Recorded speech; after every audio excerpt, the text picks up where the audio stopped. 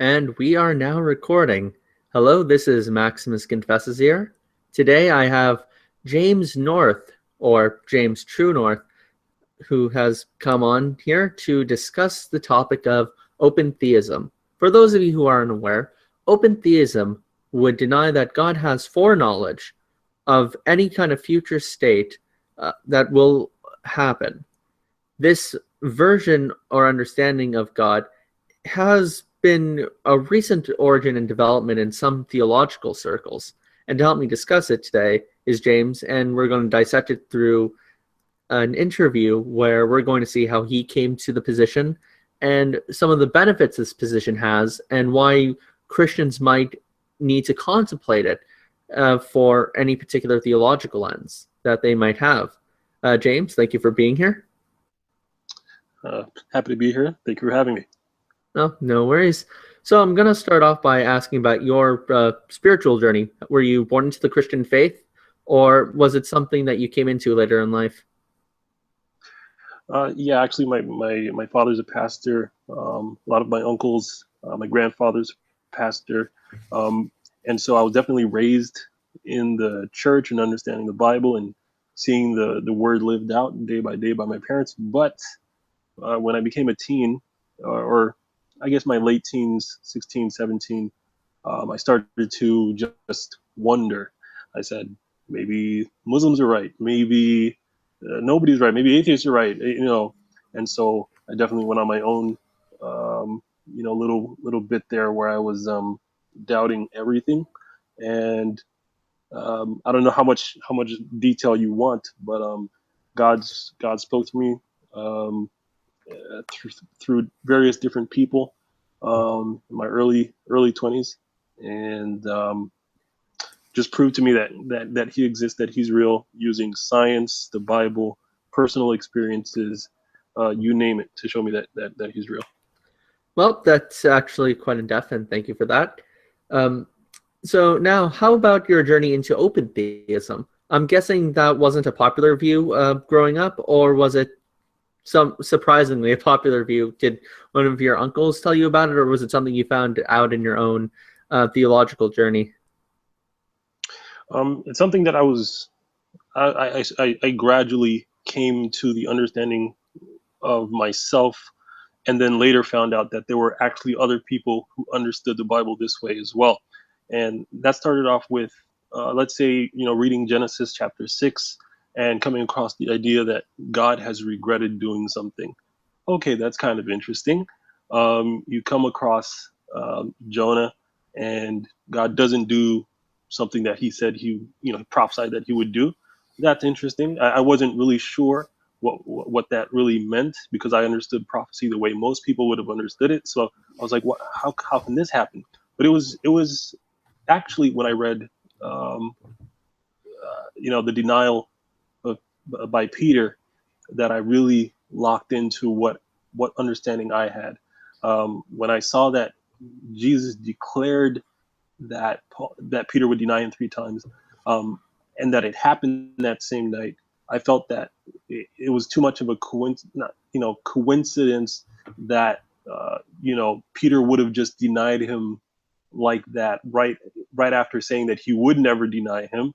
And so the idea that God had pre-planned that from years, eternity in the past, to make Peter say that he would not deny him and then deny him, I didn't understand that, but it did make more sense to me that it became a truth when Jesus declared it. And so when I started looking at all the other statements of prophecy that way, things made a lot more sense, that God is declaring the future. It's not something that he's seeing and then reporting back to us. So I'm to understand that your reasons for open theism are less philosophical and more biblical. Absolutely. If the Bible told me that the future did exist, and that God was doing it that way, that he was looking at the future and then telling us about it, I believe that's what it was. I might have a harder time understanding God's goodness and other situations that might come up with that. but I'd figure those things out. But yes, I have to go by what the Bible says. I see. That's fairly interesting. Most open theists that I shouldn't say most open theists I'm aware of. I think that's far presumptuous. I'd have to say that my thought of open theism was mostly because a lot of people are into a very robust notion of free will. And if you have a God who has foreknowledge, that kind of thing is far harder to make out. Whereas if God leaves the future open, that opening allows for people to do things without God's foreknowledge kind of getting in the way of determining that. And your reasons seem to, not, maybe that's one other reason why you have it, but your reasons, again, are more biblical. But would you also agree with the philosophical reasons as well? Yes, I get it. But I think there's a lot of things you have to take into account as far as how God has shown that he's running things, and how much will it really is important. How how much importance will plays in what God is trying to do. Um, the reason I say that, we give up our will when we come to God and say, God, you take over. I'm not going to try to do this on my own anymore. I don't want to do it my way. I want your will to be done.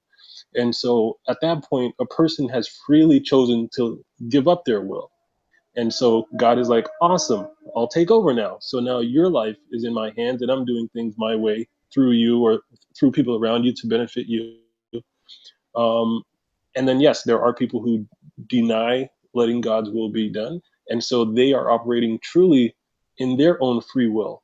So I would say that there's, our sinful actions, I think I would have a harder time uh, understanding how God prophesies or speaks beforehand about maybe a person's sinful action, um, and saying that he did not declare that, but it was a person's free will action. At the same time, we'll have to get into it. Um, but yeah, I don't know. I don't think free will is. I don't think it's on God's list the way it is for certain people, but I definitely believe that God will not, God has to let us be free to punish us for our freely chosen sinful actions. Hopefully that makes sense. I think I follow you on that one. So from what I understand it, free will to you is less important than the biblical stuff, but it's something that you accept because nonetheless it's important for one's theology of God being able to hold us accountable for our sins. Right. Right. Okay. And could I ask you about the nature of God not foreseeing? Do you think it's something God voluntarily does to keep the future open? Or do you think it's something that is impossible for God to do? Maybe because, like Peter von Inwagen, for example, would state that, well, God can't do anything which is logically contradictory. If he's making a truly free creature, then a truly free creature is something nobody can know what they will do. Would you think it's the first case or more like the second case? I actually don't think it's a problem if God knows what you're going to do, and then to say that you have free will when you do the thing. That's never been a problem for me as far as contradictory or anything like that. I don't believe the future exists for God to know it. So yeah, in that sense, it's a contradictory idea. Again, if the Bible kind of showed or proved that the future did in fact exist, I mean, I would believe it. Up until now, I haven't found that. But yeah, I guess I don't know if it's a combination of the two or neither. But I just don't believe the future exists. Nowhere in the Bible do I see that. And Oh, this sounds like one of the other positions I read. It's actually going back to not the Bible per se, Aristotle, who mostly spells it out, but Just because someone who's not a Christian spells it out philosophically doesn't mean it can't be the case. I believe Aristotle was right about a lot of things that aren't mentioned in the Bible. So Aristotle has this kind of illusion about fatalism, where if it's true that one side is going to win a war over another side, then it's destined to happen. So there's nothing anyone can do about it. Aristotle would reply by saying, no, because the future doesn't exist, there's no truth or falsehood of the matter. So the future is open in that sense because there's no truth maker to a proposition. So would you say it's more like what Aristotle would say? Yes, absolutely. Oh, okay.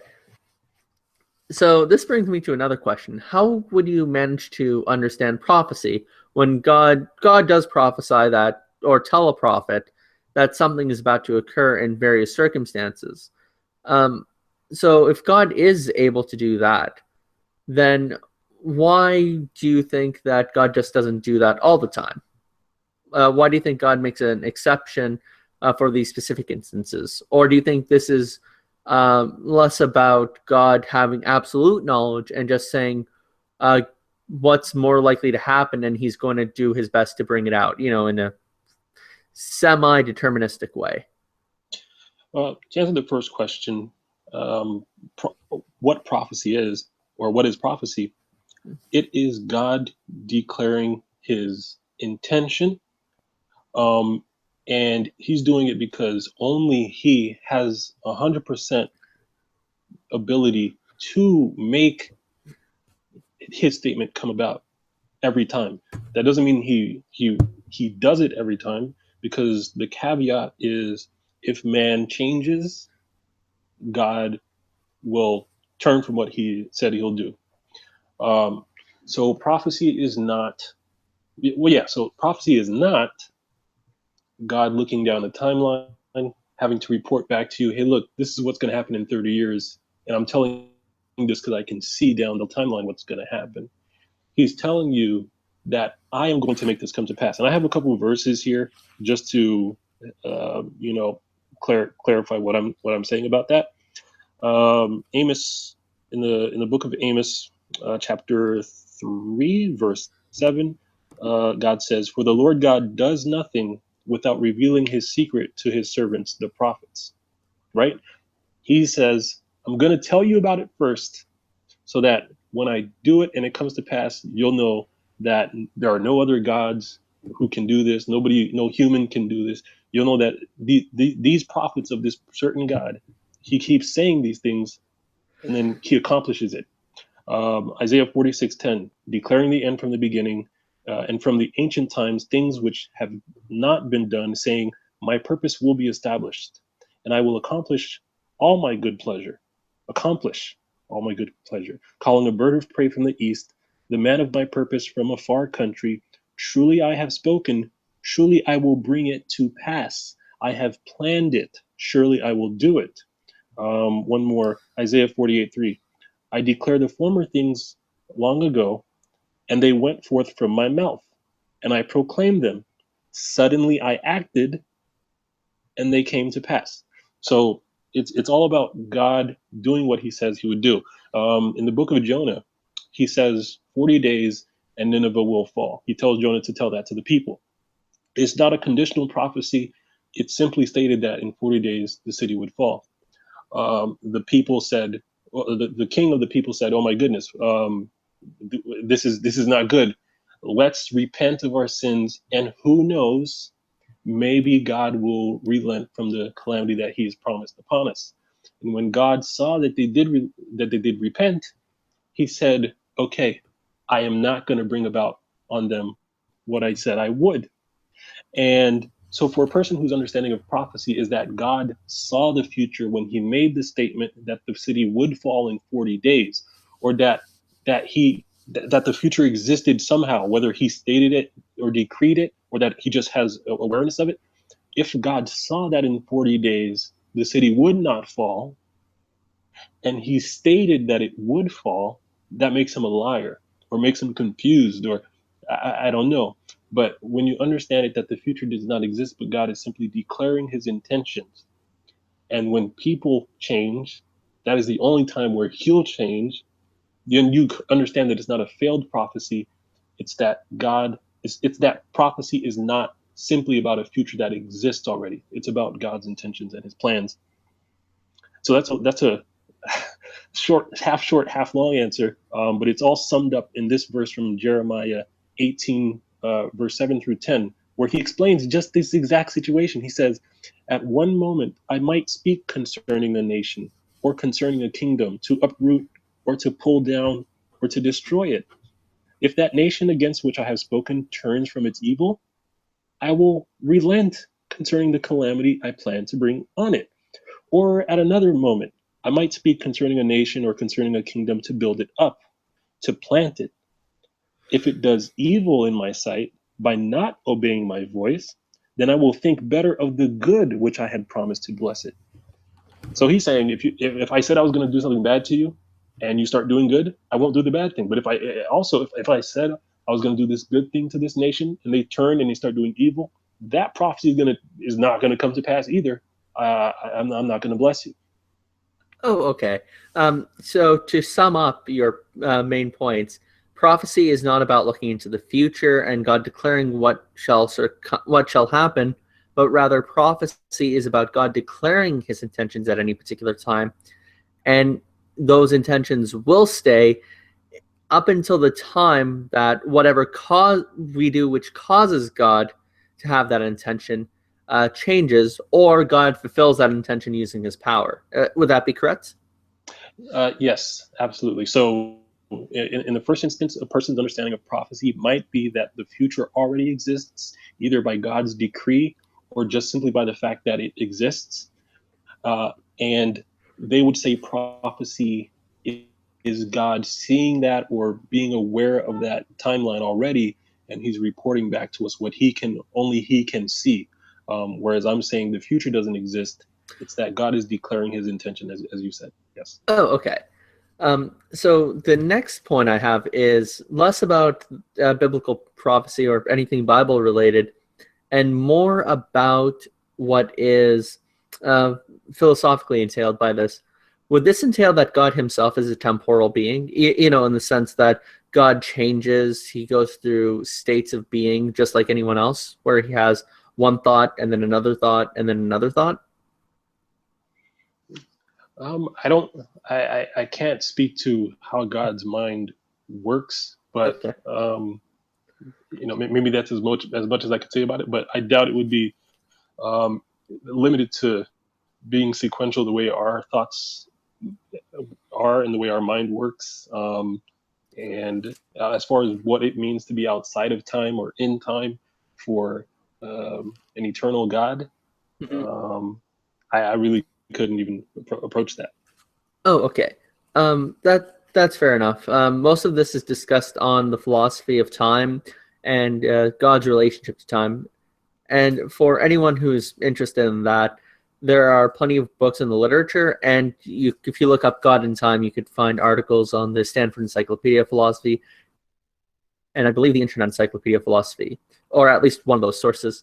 So we're not going to go through much of that, but yes, for all those of you who are interested. So would you then say that, so have you looked into any philosophy of time, or do you have any certain conception of what time is, given your open theistic position? Yeah, I don't think I've looked into time that deeply, as far as literature. Um, as far as my understanding of time as it stands now, I would I would say that there is only a now in actuality, and that now is happening second by second. The past, since it has occurred, it and God has all knowledge of all state of affairs that are and that have been. He has full knowledge of, and the present, being that the future has not occurred.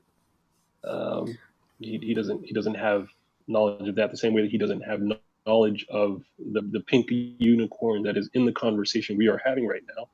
That Right. pink unicorn doesn't exist, so it's not something that God knows. Mhm.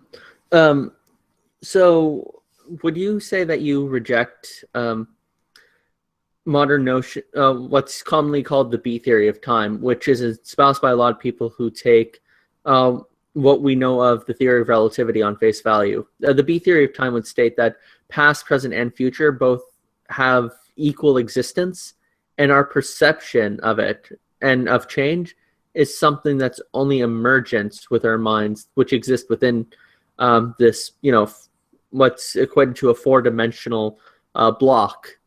Um, of the universe itself. You would disagree with that kind of model? I would disagree. Yes. Oh, okay. So you would say that time is what's called a presentist idea of time, where the present exists and it is the only thing that exists. It exists absolutely.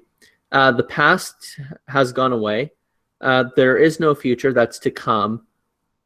And what makes something true of the past is that it would probably, I guess, something along the lines of it. It would be true in God's memory. Like God, like we could say that it's true that dinosaurs existed because God has thoughts, because God remembers dinosaurs existing at one point. Um, Yeah, I wouldn't have any problem with. Yeah, I would go with that. oh, okay. So I think that should cover most of the philosophy of time stuff. So the next question is it possible that God not knowing the future, that um, his plan could fail and he wouldn't know that? Uh, do you think, because I at least remember in a debate with James White where he actually took on one particular open theist whose name I don't remember at the time, he actually asked him that question. The open theist responded by saying, yes, that could have failed because our God is a God who takes risks or something along those lines. He's willing to risk it all for us, and that's what makes him greater. Would you take the same position, or do you think that once God has an intention, that nothing is going to prevent that from happening, even if he doesn't have the advantage of knowing what will happen in the future? The only kind of failing that could happen would be something like the case of Jonah, or something like the case of the examples he gave in Jeremiah that I read. If he says he'll do something, that he declares a prophecy, and people change, and then he doesn't bring about that promise, then that is a failure, I guess somebody would say. But it's in the case of a person who doesn't receive the calamity that he promised, it's a good failure. But in the case of a person who receives doesn't receive blessings that they should have gotten, I guess they would see it as, oh my goodness, why didn't God do this, the thing he said he would do? But we understand that there is a condition there, um, that he has made explicit in Jeremiah. So, but no, as far as a plan failing outright, where God really wanted to do something, but people's free will meddled with the state of affairs, and what God was trying to do doesn't get accomplished. No, that's not that's not going to happen. Um, God, whether it requires overriding people's free wills who have, because of their sin, you know, given up, they're so far gone that he can now use them in a certain way, or people who are praying to him to overtake their will, God is going to use people, manipulate them, put them in the right place, and make whatever statement he has declared happen. He will bring it to pass. I like to give this example. If a person is praying to, let's say, have a car by next Friday, and they don't have a car, God didn't need to plan it from a million years ago to make that prayer get answered for you before next Friday. Once you pray at that time, God can now start working in the world to put a thought in this person's mind, and make this person go here and go there and blah blah blah, and make you go somewhere and do whatever, to end up in a situation where there's a guy like walk down driving down the street, and he's passing your house and he sees you, and you get into a conversation, and you end up having a car. by next Friday, but it's because God is actively making that happen. So no, there's no making God's plan fail just based on human actions. It's not going to happen.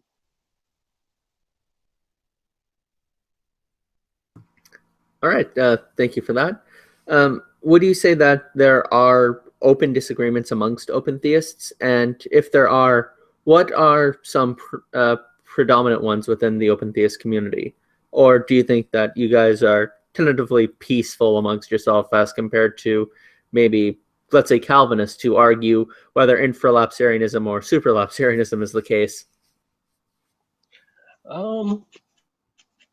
Yeah, there are actually I think about four types.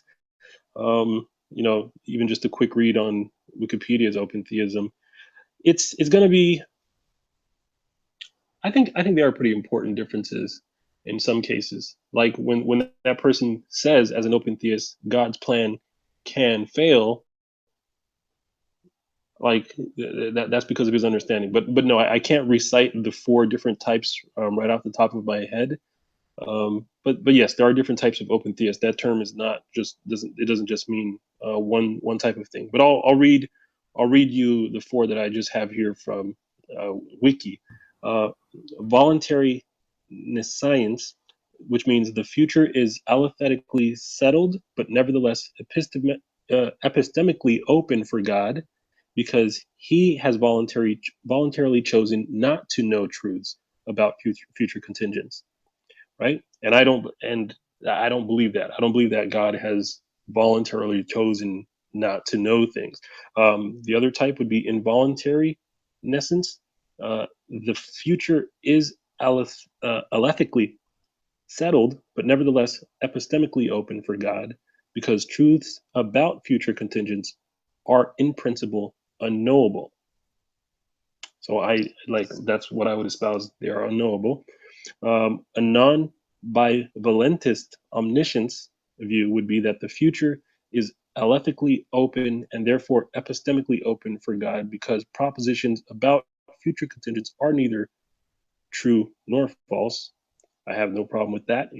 Bivalentist omniscience, the future is alethically open and therefore epistemically open for God, because propositions asserting of future contingents that they will obtain or what they will not obtain are both false. Instead, what is true is that they might and might not obtain. And I have no problem with that either. But yeah, that first phrasing of it, where God has chosen to not know things, I would disagree with. Okay. Thanks for going through the list. I'll just take it back to scripture. I'm really sorry for just hopping along here like a jumping bean back and forth between topics. But I don't have the questions written down. This is coming from the top of my head, so please No forgive me. problem. No, it's cool. Oh, okay. So there is at least one verse in the Bible that does use the term foreknowledge, and that would be, you know what, I'm not even going to say it. I'm going to have you guess, because chances are you've probably encountered this verse before. Well, the election of the saints, Not that one. God's foreknowledge. It's on the tip of my tongue, but I can't say it. I don't know. Oh, don't worry. I'm sorry for putting you in the spotlight. Chances are, if I was put in your position, I would, even with the topic I'm fond of debating, I'd probably screw it up. It's Acts chapter 2, verse 23, and it says, I'll read it from the English Standard Version. This Jesus, delivered up according to the definite plan and foreknowledge of God, you crucified and killed by the hands of lawless men. So the term foreknowledge there is openly used. How do you understand this verse? Well, in Isaiah 53, it says that it was God's will.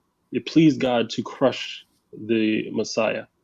Right. So I know that God did it. At the same time, when we read Matthew, Mark, Luke, and John, we see that um, sinful people killed Jesus. So it's it's again God fulfilling it, but using um, people's evil intent for his good purposes, and it's still him doing it, and that's based on Isaiah 53. So foreknowledge, um, yeah, that completely makes sense to me. Okay. So you're saying that the foreknowledge was about God's intent. Like God foreknew what he wanted to do. However, it's only when a state of affairs happened wherein the Roman Empire overtook Israel, wherein God saw a chance for this plan, where his intent to send a Messiah who would be crushed could have been could have been done. And at that point, this is where God chose, on foreknowledge of his own intent, what to do. Yeah. Do I you wouldn't think say that that would he capture? was mostly, except for the part where he's waiting for the chance to strike. He's from the time he says it is working things for the past 800 years to come to the culmination of happening when he wants it to happen. Oh, I see. So so this kind of sounds like God's determining it in a sense. In the sense of he's planning for 800 years to set things up in such a way where this will come to pass. Is that a fair characterization? Sure. For example, he's making sure storms don't wipe out the city and that earthquakes don't demolish everything. He's making sure that the people don't get taken away or overtaken at the wrong time by people who want to do those things. He's making sure to keep people alive. He's doing a lot of things to make sure that he fulfills the word that he's declared. So this is, I wouldn't call it. So it's determining in not a psychological sense, in terms of what he's getting our hearts and minds to do, but rather he's determining in a sense of affecting these nations wherein it will come to pass. Yes, and the mechanism and how and the intricacies of how he is not, let's say, culpable for the actions when he makes these actions come about. I haven't found a way to articulate it Mm-hmm. in a very compelling way, but it's the truth based on the word. And that the best example is there where he says, "It was the Lord's will to crush the Messiah." But then when we read it, it was the hand of the Jews that did it. Ah, I see. Well, yeah, these things can be very hard to articulate. I am not an open theist, but even on my position, there are a lot of things I would find it hard to articulate, for example, how God can regret or change his mind or something along those lines. So I think this goes to show that both sides of the debate really have a tough time in communicating the will of the divine because the Bible, since it's communicated through so many different authors, also are expressing it fairly differently. Um, I agree. yeah, so yeah, I think that both sides really have to explain how they view it.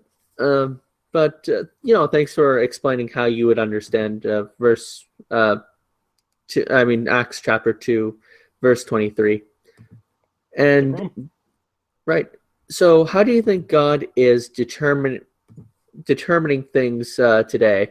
Would you say that he's pretty much just continuing on doing it in the same way he's always been, except instead of Israel, it's with the church? Well, the last bit of that question is, well, yeah, he's doing it. He's doing it the same as he's always done it.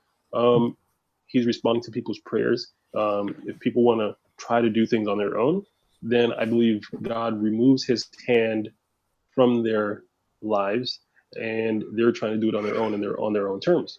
But a person who comes to God and says, "Let Your will be done," God is operating and not only using that person's actions, but he might be using other people's actions who have given over their wills to him or to help that person's prayer be answered.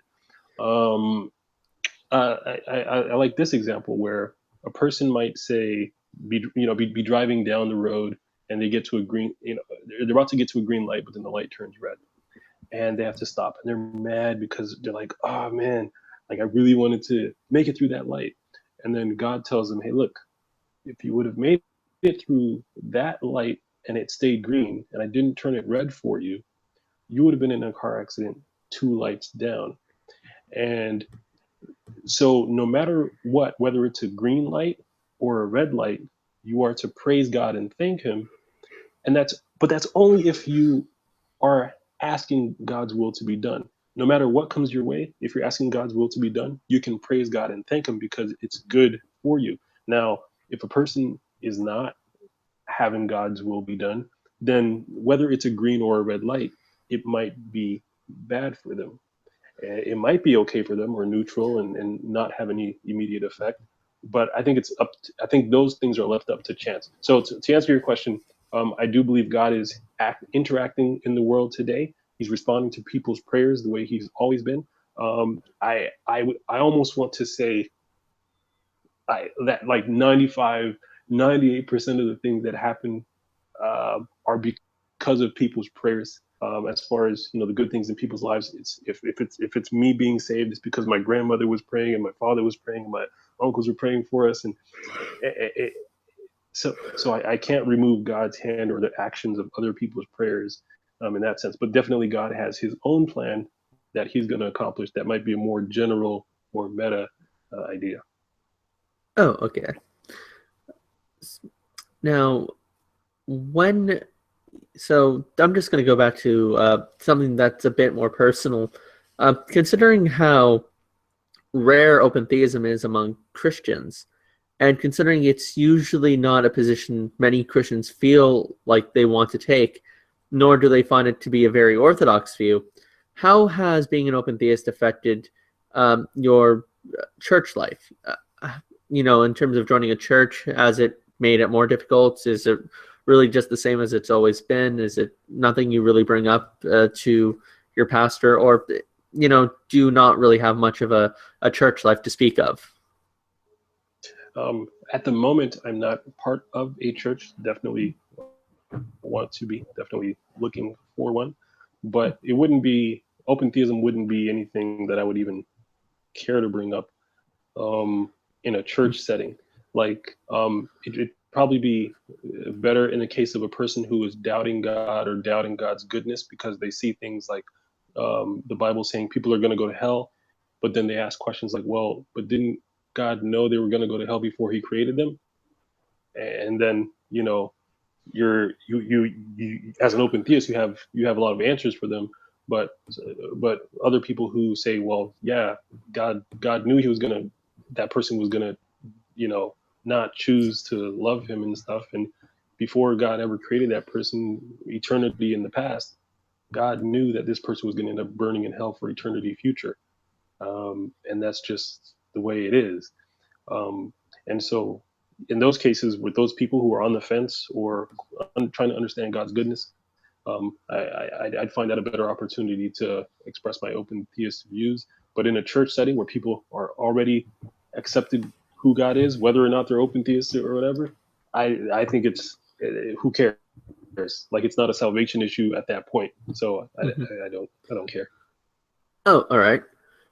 And so I'm guessing there's also an apologetical dimension to it then, considering your last answer. Absolutely. Okay, so the problem of hell, you already went through that. It would just be, well, hell is a ramification of what people have chosen to do, considering, them choosing to go over to sin and accept rebellion against God. And of course, because God didn't foreknow it in any sense, He just will let them go on and absorb their evil, continue on in their ways, and just let them go into hellfire. So, would the problem of evil also be along similar lines?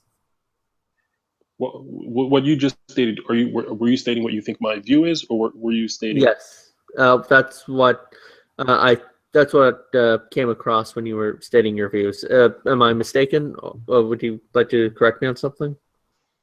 I think it was pretty good. Okay. I might want to hear the last bit of that again, but the way I would say it is, yes, God knew the possibility of sin he might even knew the inevitability of every single person sinning before he created any person at all. But that's not to say that he was knowing which particular person or what percentage of people. He just knew that people would turn away from their sins, people would accept him, and that they could accept him, and so he created so that there could be the opportunity for people to freely choose him, and he would do everything he could to present the information about himself without actually revealing himself, like in a form that would kill everybody if they saw him.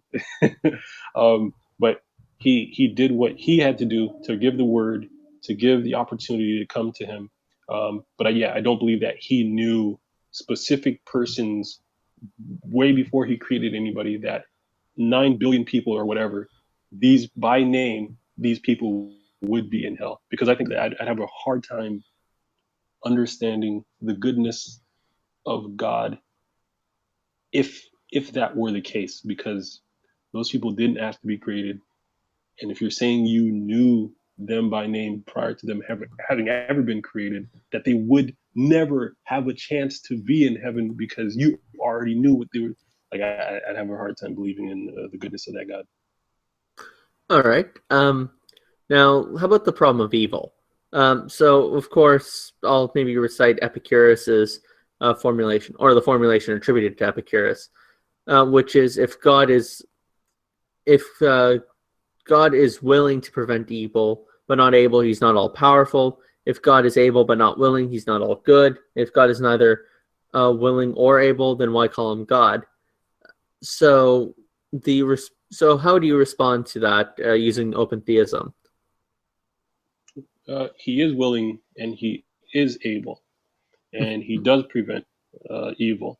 And in the case of, let's say, a rape, or killing babies or torturing them, um, there is a reason that only God knows as to how he views that and how he allows it to happen. Now, at the same time, that doesn't make him just because he doesn't intervene immediately. What would make him unjust is if he never had a response to that as God. And what we see in the Bible is that there will be a judgment in the end for that rape that happens to that baby. We might be very mad that the baby had to experience it, that the woman had to experience it, that the man had to experience it, whatever. But God is saying, my justice, my justness, resides in the fact that I will, or in part, in the fact that I will punish and give, payment will be made for that action in the end. All right. How does the open theism factor in, though, if at all? I don't think it does. God knows people will sin, but as far as that, this particular person, well, he would know their intentions at let's say an hour before they go to commit a crime. Sure, he would know a person's intentions. He might know that they are dead set on going out to do this thing. But I don't know. I don't know how else open theism would play into that. Usually, I would have thought it would be akin to something like, well, God allows evil because in a world where God always prevented evil from being done via people's free will, then God would, in a sense, be preventing people from freely acting. And people who just always choose to do the good would be, automatons. They wouldn't really want to do it themselves. So God allows evil because God wants a world with free will, and of course because the only way humans can be maximally free is if God doesn't know what we're about to do. So I thought it would be something along those lines. No, as we said in the beginning, I don't. If God did in fact know what everybody would do, I don't think that would prevent free will. Right. But it would call into question the goodness of God. But no, as far as will, for me, it's not even an issue. Oh, okay. How about so one issue or one argument against theism, specifically Christian theism, that I would have a hard time seeing how open theism can rectify would be what's called the problem of divine hiddenness. It's formulated in this way. If a perfectly loving God exists, then there exists a God who's always open to a personal relationship with any finite person. So, being loving means you're always open to a relationship. And, a justification of that are things like, a parent who's always open to the relationship to their kid. Imagine a parent who was close to that, who wouldn't do that no matter how much the kid needed them. That would be, it wouldn't really be a truly loving parent. And the next premise is if there is a God who is always open to a personal relationship with any person, then no finite person is ever non-resistantly in a state of non-belief in relation to the proposition that God exists. And therefore, if there is a perfectly loving God that exists, then no finite person is ever non-resistantly in a state of non-belief in relation to the proposition that God exists. Some finite persons have been or are in a state of non-resistant non-belief, and then the conclusion is no perfectly loving God exists. Or maybe to simplify it even further, given that God is perfectly loving and that he has all the power and resources to inform people about his existence, then but we still have people in non-belief, and it's a rational non-belief as well. One that's understandable given their observations and what they see. Then how is it that there are non-believers? How is it that there are people who don't acknowledge that the God of Israel exists? You have people who never encountered it. You have people who were in that position but walked away, and you have people who would be willing to believe, but they just don't really have the evidence. So it would seem that these people, most theists, I would usually give an answer like, God has his reasons as to why he doesn't do that. And these reasons would be something akin to, we don't know what would happen if God revealed himself and his intentions to people. But that seems to be a future proposition, a proposition about what will happen. And it seems that only a God who can know the future can make such a proclamation. So, do you understand what I'm getting at here?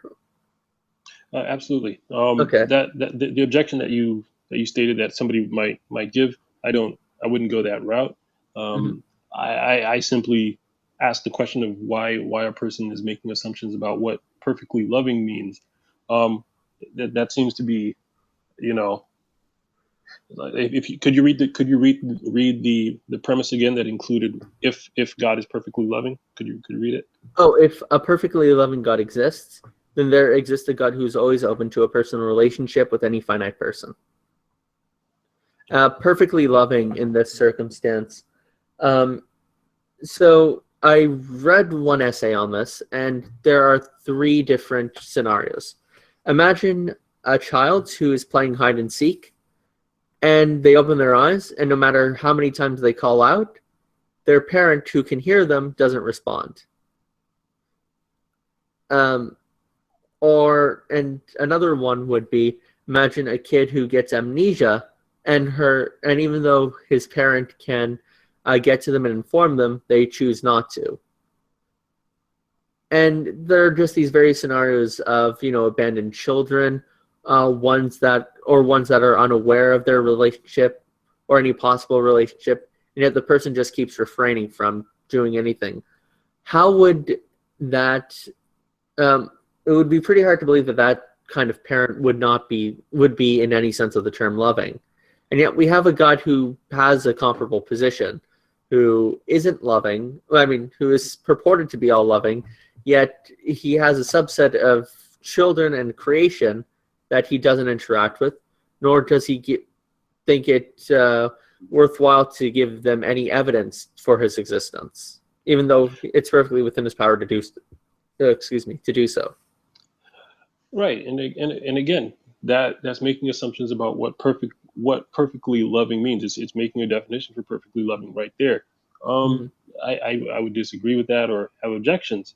So, for example, would perfectly loving mean that I am always giving you everything you need right when you need it? Would that be the most perfect a love could be? No, it wouldn't, because someone could ask for something that goes against their better good. No, no, Um, no, no, no, not even something that goes against their better, something that they would actually be good for them. oh, If I okay. gave if I gave you something that was good right when you needed it, or not even that you needed it, I just give you the good things that you can have. If I give them to you sequentially, like day after day, I'm giving them to you. Maybe that's loving, but maybe somebody would say that's perfectly loving. But couldn't it be even more perfect if I if I was giving you every single good thing you were wanting to have in 1 second? I'm giving it all to you. Well, then now it's even more. I guess somebody wants to say that's even more loving than the God who was giving you things day by day. Now they're saying that they're giving you everything in one instance. That's more perfectly loving. Like I don't understand this idea of make what perfectly loving should mean. Um, because if God withholds a judgment, but he still brings the judgment, that's that's uh, perfectly loving when you have all the information that God has. Because we're not privy to all the information he has, we're understanding. We might say, well, from our perspective, this looks like it's not perfectly loving. Well, But I think if you go the other way, I think you can start to say, well, what would perfectly loving look like, even in forgetting evil? Like what does that even mean? I think the term is meaningless. oh, okay. So how about just okay? So perfectly loving would just mean that somebody is loving. Loving just means um, love. I guess love would just be closest to the Greek word agape here, which means an affection, an act of affection for something for its own sake. Um, so not because it's a means to a certain greater end. Like I love food because it tastes good and it sustains me nutritionally. If food tasted awful and I got no nutrition out of it, I'm not going to eat it. So food is only value. I only like or have an affection for food up until that end. But to love something in a in the sense I'm describing is to love it for its own sake. And I guess that's kind of how maybe the term love should be understood here. It's agape. It's the same word that the New Testament itself uses for love. And perfectly loving would just mean that it does it in such a way as to not fail. So God never fails to love something perfectly for its own sake. Um, and of course, that thing would have to be worth said love. Like God doesn't love murder and torture, mostly because those are things that don't. Mostly because anything which does love them is not perfectly loving them, because it would be loving something which is not even worth loving in the first place. So maybe that's how we could just define that term going in. Do you have any problems there? I mean,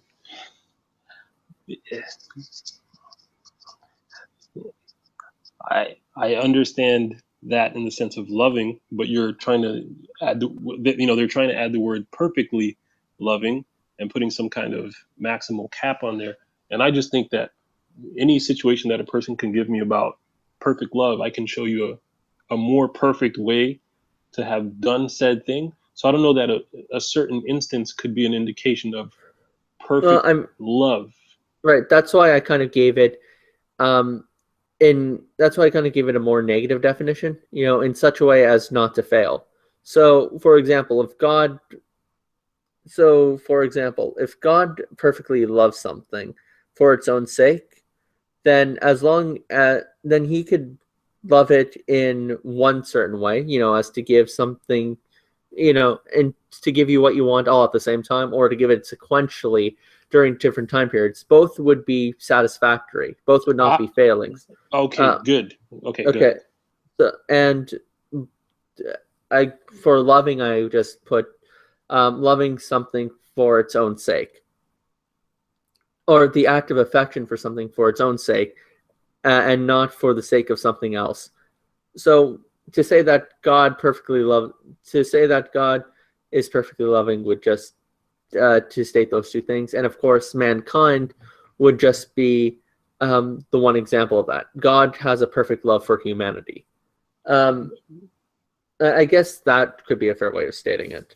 Right. And so here's the issue though, right?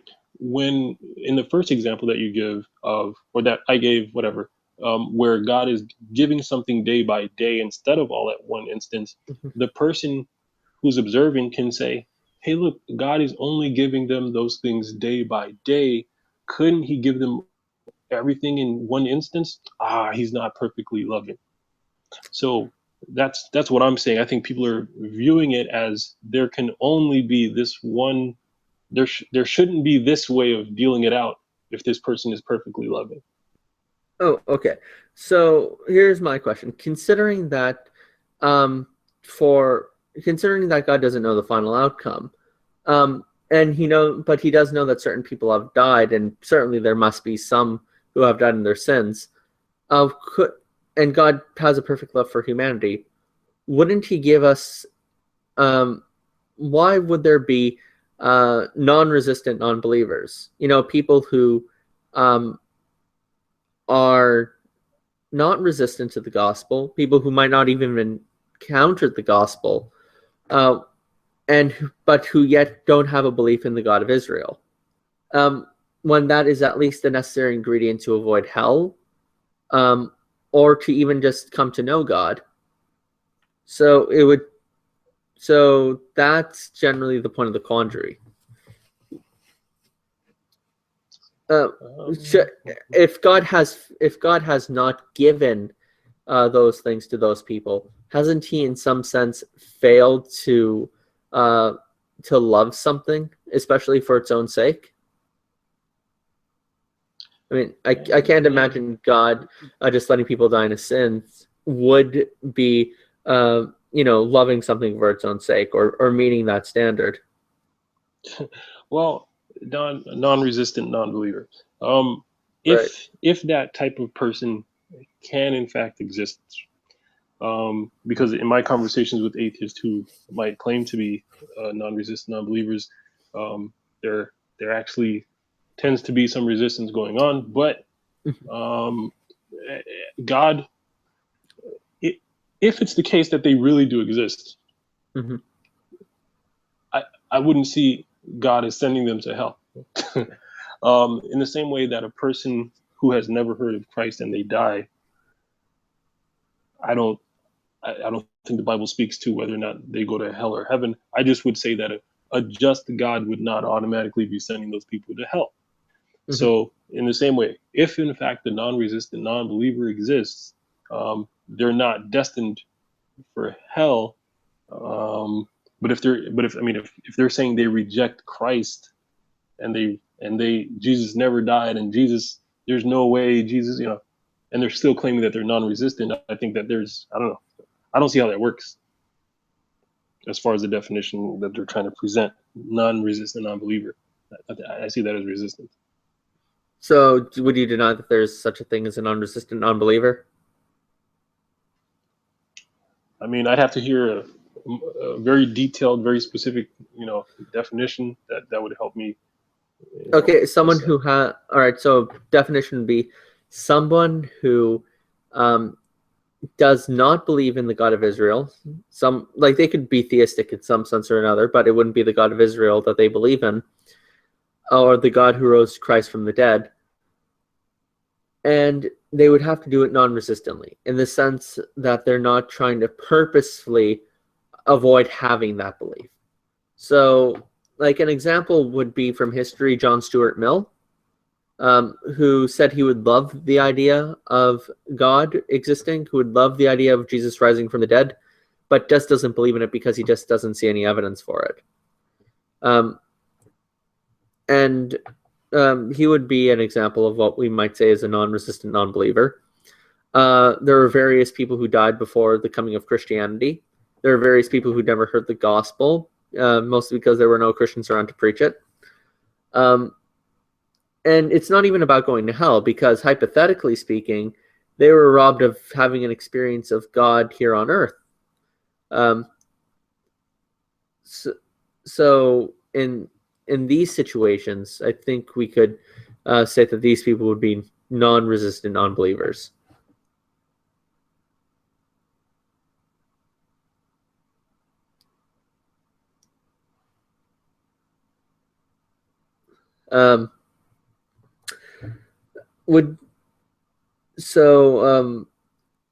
Would you like to move on from here, or? Oh, I'm sorry. I thought I was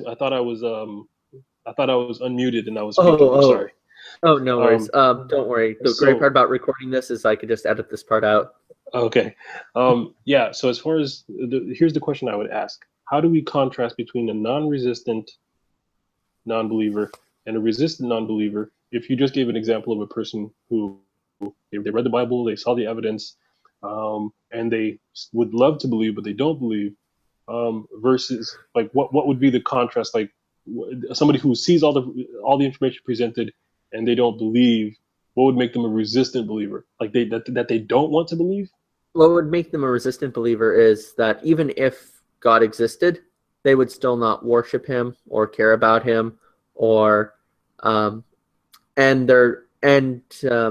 another way you could say it is that there are people who try to rationalize their way out of accepting the evidence, that they just don't want this to be true, and they're just hoping that it isn't. So it's kind of the way atheists might perceive us. You know, how, we're just clinging on to their faith and we don't really want to hear the evidence. Well, I guess the opposite would be, an atheist who's just clinging on to their non-belief and not wanting to hear any evidence to the contrary.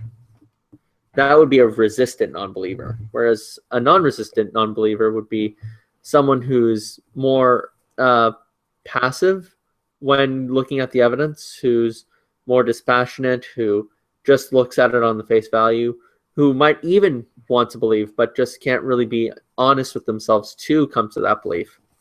So that would probably be the best distinction between the two. I would see them as, two people on different ends of the same spectrum. It might be the lowest type of rejection or non-belief, but it's still a rejection, even if they want to believe it. They're denying that Christ died and rose. Okay. Right. So hypothetically speaking, couldn't God just give them more evidence? Like, do you think that these people would not just believe if they were given more evidence?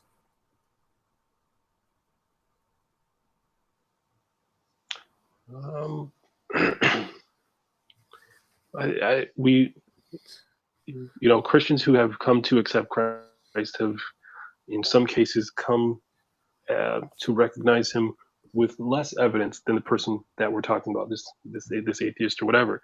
If we're saying that certain people need more evidence than others, I don't even know that that's true. I don't know exactly how it works or what it takes to click over in a person's head. I guess we're saying God knows what it takes, and so God should be showing everybody. But I think God has given everybody the Bible. The Bible is there. That's the information. That's the testimony. And to say that people need more evidence, I don't know. It's faith comes by hearing from the Word of God. I think we've all been given the same. So if you're somebody who looks at the evidence but doesn't see it as sufficient, you're still in some sense resistant, even though you might want to believe. You say, it seems to me that you would just deny what's the fourth premise and state that all non-believers are in some sense or another resistant. Yes, I'd say that. Oh wow. It's usually not one I expect you taking, but okay. I'll just happily take that answer. No judgment. No, for sure. We could definitely do a whole conversation on just that, because I mean, even based on the word, when you start to understand what is keeping people from believing, it's always that little bit of that. So, but yeah, we could do a whole conversation on just that. Mm-hmm. All right. So just going to move on to the next question in terms of open theism and apologetics. How about the the claim regarding a God who is openly theistic isn't really a God who fulfills people's expectation.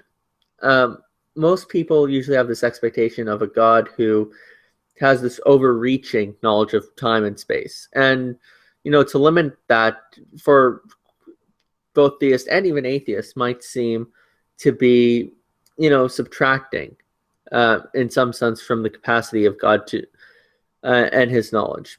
Do you think that it kind of has its effect, at least maybe on the face of it, or do you think that people who might have that perception are missing something?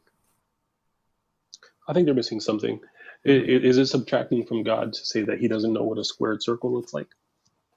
It's not a thing that exists in the first place. And so, if the future did exist, then sure, God would know it. The future doesn't exist, and that's not just because I think that. It's demonstrated in the Bible, that the future doesn't exist in that way, that we understand it or have assumed it to exist. So, um, so no, I don't think it's subtracting from God at all. All right. And Oh, sorry. Let me say this also. I oh, all believe right, go God ahead. is omniscient. I believe God is omniscient. God Mm-hmm. knows all things that can possibly be known. If it was possible to know what a squared circle looked like, God would know that. I don't believe it's possible because it's a contradiction in terms, and so no, God doesn't know what it looks like. Can't know it. It's a stupid question. It's a stupid statement. And so the same way, the future is not something to be known. So it's outside of what God would or should or could know. But He is omniscient. He knows all that can possibly be known. I'm not disagreeing with people. It's that the non-open theist wants to include other things that the open theist will not include in God's omniscience. And then they will tell you that you're limiting God because you don't accept the future as existing the way they understand it.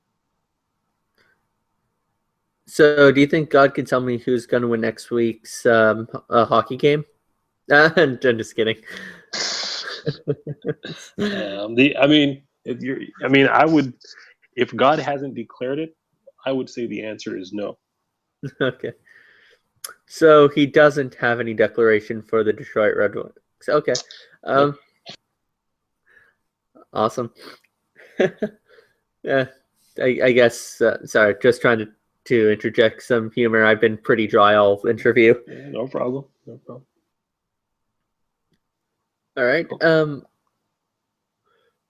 If God doesn't know the future, then is it possible that God could be um, is it possible that God could be wrong in the sense of having a certain expectation?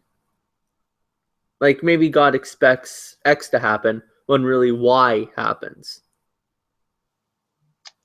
You know, this is really asking the question about Genesis chapter 6, when God says, I will destroy man from the face of the earth because his thoughts are evil continually. I regret having made them. I'm sorry that I have made man. Uh, what was, and he obviously does it. He goes and he kills everybody with the flood himself and starts over with Noah. So all those people died. And so the question is, what were God's expectations? I don't want to say that. No, I wouldn't say that things went wrong. I would, but his statement is there that he regretted having made man. That's all I can say, is that the words are there. I don't believe they're anthropomorphic words. I believe God said those words or communicated that. And so I guess the answer to your question in that sense is that man's actions, as with any other prophecy that in the Bible, man's actions are the only things that can turn God one way or the other. Man's sinful actions or man's good actions. So in that sense, they're unexpected. And so I guess, yeah, to answer your question, man's actions are unexpected for God in certain instances. Can an overall plan go wrong? We'd have to really know what God's plan was from the beginning to say that something has ultimately gone wrong for the overall plan. So I think I could still safely say, no, God's plan cannot be thwarted. So now at this point, I'm just going to near down to the end of the interview. Before getting to the conclusion, my last question should be, if people are interested in looking at open theism and open theistic approaches, who would be some theologians or biblical scholars or any such experts that you would recommend? I mean, Greg Boyd. I guess he'd be the most famous open theist. You can also watch debates from, let's say, with Bob Enyart and James White, or James White and who's it, John Piper? I don't know what, I can't remember what his name was. But James White has 2 debates against open theists that you can watch. So watch anything from any Calvinist viewpoint and ask yourself questions about, would this make sense for God to have decreed all this to have happened? And yeah, so Greg Boyd would be a good start. But as with anything, reading the Bible itself and looking at prophecy and looking at the statements where God says he regrets having done something, where God says in the book of Jonah that Nineveh would fall in 40 days, and then it didn't happen. Ask yourself what prophecy is, what the future is, and the Bible is always the best place to start. All right. And with that, I'd like to thank my guest, James, for enlightening us on the open theistic viewpoint. God bless him on his journey, even though I ultimately disagree with him and his position, and it's heretical and he'll burn in hell. I'm kidding, James. Okay, no worries. And even though I ultimately don't agree with it, I really thank him for taking his time to explain it to us. And I hope that even though you, my audience, might disagree with James, I hope if you ever come into contact with him or another open theist, even if you come down to rejecting their position, you at least come to the table knowledgeable of it and ready to dialogue based on what they themselves state that they believe, and not maybe a boogeyman we might construct of our heads about a bunch of pussified Pelagians who want to limit God because of free will. James clearly has biblical reasons for it. He's elaborated on it many times, and he himself has stated that he's open to a biblical discussion on the matter. And we can all take the time to appreciate that much. So with that in mind,